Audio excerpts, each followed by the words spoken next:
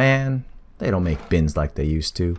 After a decade of use, this bin I purchased is cracked in so many ways. I've had to duct tape it together, but now I'm looking for more of a long-term fix. This is probably the biggest waste of time, but I thought this would also look pretty cool. It would kind of be a little art piece for the streets. I'm going to use some recycling materials to fix my recycling bin.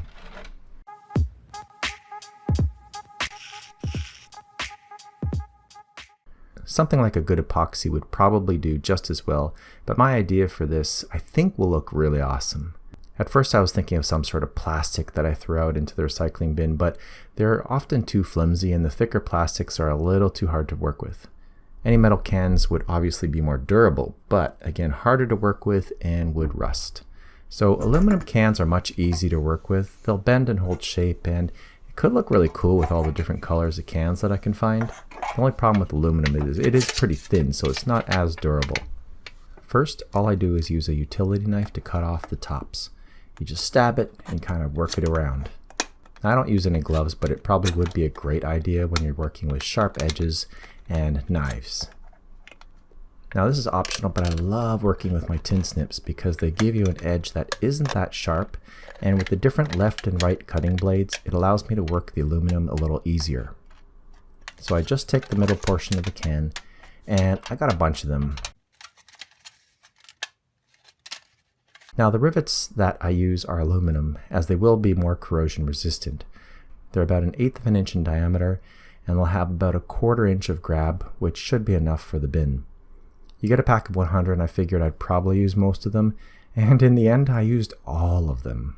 Although I don't use rivets that often, when I have needed them, they're fantastic. I did invest in a rivet gun years ago, and as you'll see, they're not too expensive. So the next step is to map out how you're going to use the aluminum sheets. I thought about putting them on the inside, but in the end I decided to put them on the outside because it's more of a better look.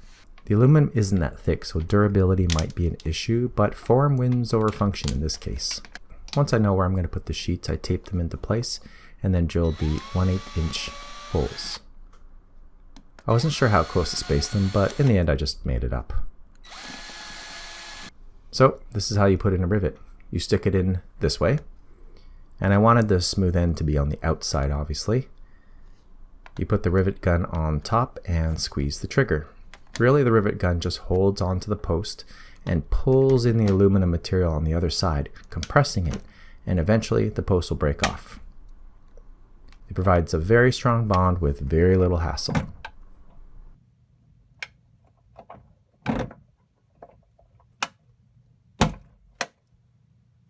Because the aluminum is softer, you can't really drill near the edge of the material or you do risk tearing it. The trickiest part was the handle. I found a way for it to work. With the tin snips, the edges aren't that sharp, but I didn't want to take any chances with the workers who'll be picking up the bins, so I did tape down some of the edges with duct tape. So there it is, the finished product. Looks a little like a cheap kindergarten project or a Frankenstein recycling bin. It's kind of got this beauty to it, but mostly it means that the recycling bin has avoided the garbage dump. I'm not sure how long this fix will last, but I guarantee you I'll be patching this bin up, even if it consists of more aluminum cans than blue plastic recycling bin.